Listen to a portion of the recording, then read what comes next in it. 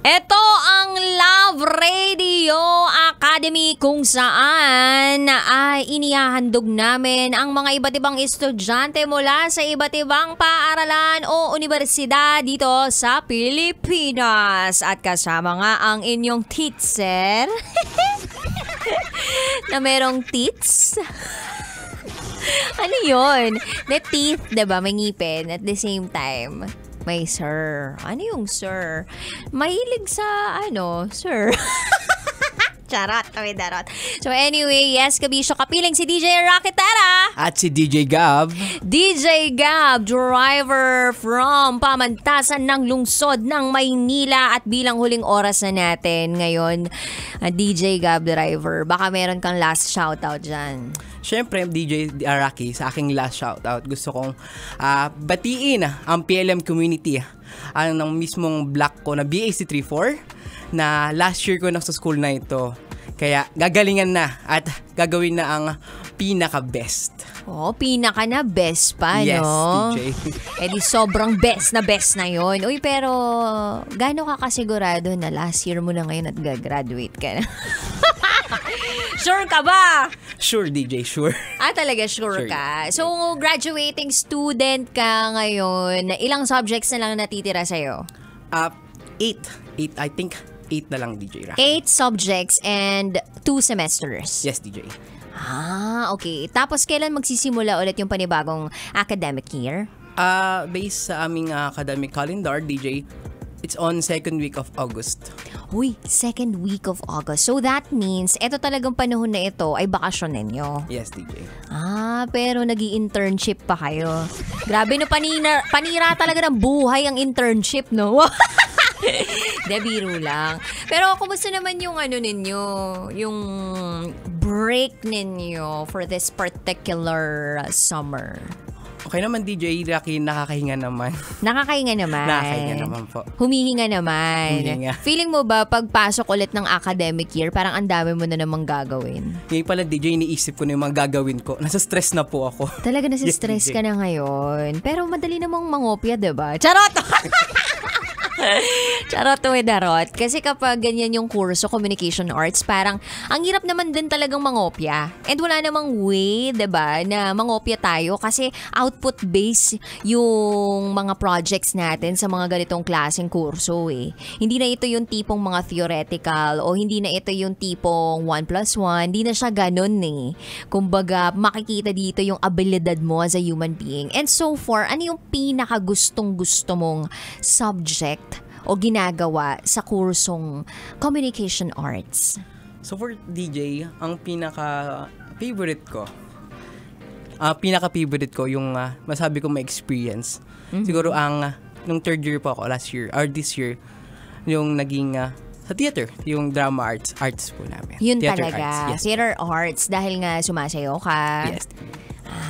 Dahil ma-arts ka din. Yes, DJ. Ma-arte ka pala. And in the future, ano naman yung gusto mong maging? Like, gusto mo bang maging radio DJ? Gusto mo bang maging choreographer ng isang TV show? Ano? Siguro, DJ, gusto ko maging broadcaster. Gusto mo maging broadcaster? So, meron ka bang tinitingalang broadcaster sa kasalukuyan? Ang titingala ko is our former si Mike Enriquez po. Tinitingala mong broadcaster si Mike Enriquez. Yes, sige nga, sample ka nga. Excuse me po. Yun lang pala yung sample. Kala ko naman may babalita ka dyan. Sige, mag-sample ka. Tingnan natin kung paano ka magbabalita. Game. 1, 2, 3, go! Okay, balitang-balita ngayon sa umagang ito na oras na 5:32 a.m. Ang isang babaeng nahulog. Ganun lang? Yes, lang gigihil lang. Na-prepare ko, DJ. Isang babaeng nahulog sa isang lalaki. Yes! Pero natakot ako dun sa boses mo, Kala ko naman. Anyway, may future kang bata ka. Lahat naman tayo may future eh. It's up to us kung anong gagawin talaga natin. Ano yung mga desisyong gagawin natin sa mga susunod. And naniniwala ako kapag may goal ka, maabot mo yun eh. Tsaka, naniniwala din ako na kung gusto mo talagang mapunta sa gusto mong puntahan, you have to surround yourself with people living your dream. Naniniwala ka ba dun? Naniniwala po ako dun, DJ Rocky. Oh, yan. Dahil naniniwala ka dun, it's a prank! Charot! Charot with darot. Hindi, pero sa totoo lang ha, ako hindi ko pinangarap maging DJ. Ang pinangarap ko lang talaga, maging mayaman.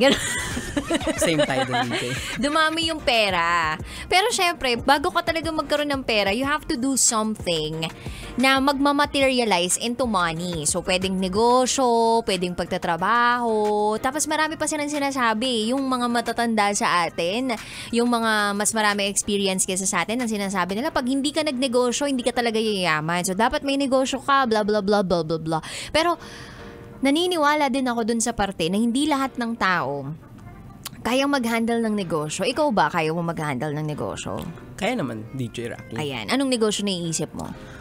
Siguro DJ Rocky, sa mga kainan. Gusto kong total, nakikita kong gaano kalago ang mga kainan ngayon. Gusto kong mag-handle ng ganong business po. DJ Ayan. Rocky. So, broadcaster ka na, tas may restaurant ka pa. Side business, DJ. O, diba? Ang sarap mangarap ng ganon. So, depende talaga yan sa nilulook forward mo. Depende yan sa ginugol mo. Kaya kabisyo, kung meron kang goal, hawakan mo itong maigi.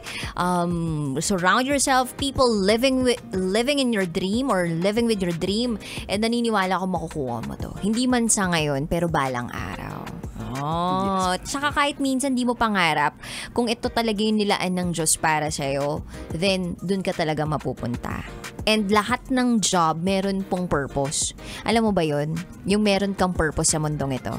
CJ, lahat naman tayo may purpose sa So, buhay. anong purpose mo dito? Mabuhay po. Yung isa sabi ngayon, ako po may purpose, all-purpose cream. Charot, tumoy darot. Uy, sana nag-enjoy ka sa ating chikahan ngayong araw na ito, DJ Gab Driver. Sobra po, DJ Rocky. Talaga, nag-enjoy ka talaga. Sobra po. Overwhelming experience po tayo sa oras na ito. Sa buong oras na po ito, DJ Rocky. Ay, nako. Thank you so much, ha. So, invite mo naman yung mga ibang kabisyo nating nakikinig ngayon na jumoin din sa ating programang Love Radio Academy. Ayan, sa mga nakikinig o nanonood ngayon, sa mga gusto maging katulad ko, mag-isang DJ Jack, student or anything. Student Radio Jack. Student Radio Jack.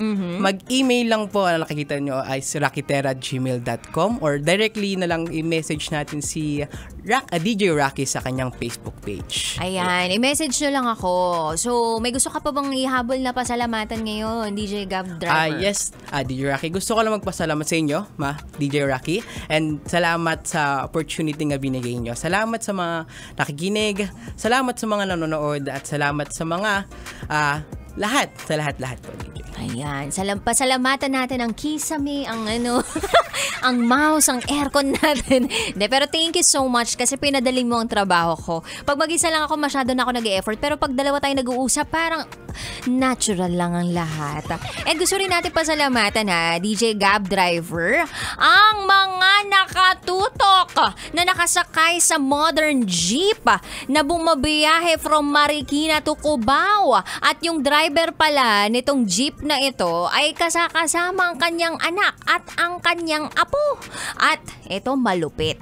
Alam mo ba kung sinong konduktor ng modern jeep na yon? Sino, DJ? Misis niya.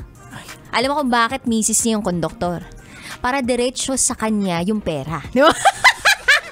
Kumbaga, DJ, automatic to misis. Oo, automatic na kay misis. Hindi na mapupunta sa iba. Ganun talaga ang mga teknik na ginagawa ng mga misis. Akala mo tutulungan ka sa pagmamaneho mo, sa paghahanap buhay mo. Pero ang totoo niyan, sinisecure niya lang yung buhay niya. Then, ang buong pamilya, syempre. Alam niyo po ba, may nakasakay dyan sa modern jeepney ninyo, manong driver?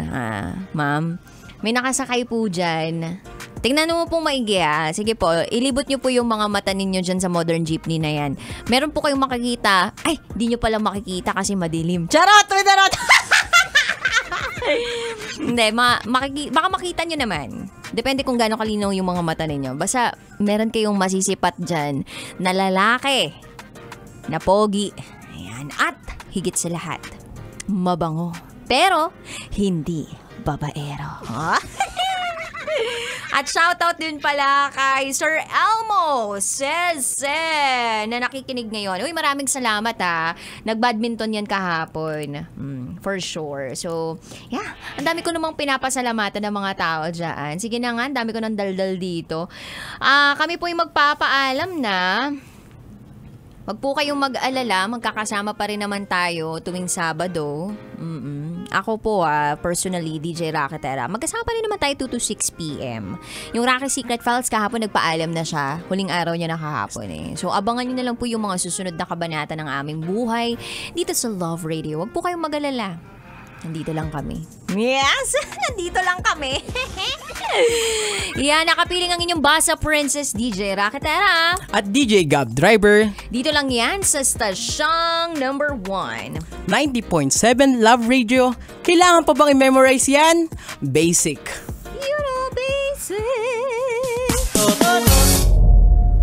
The secret is out.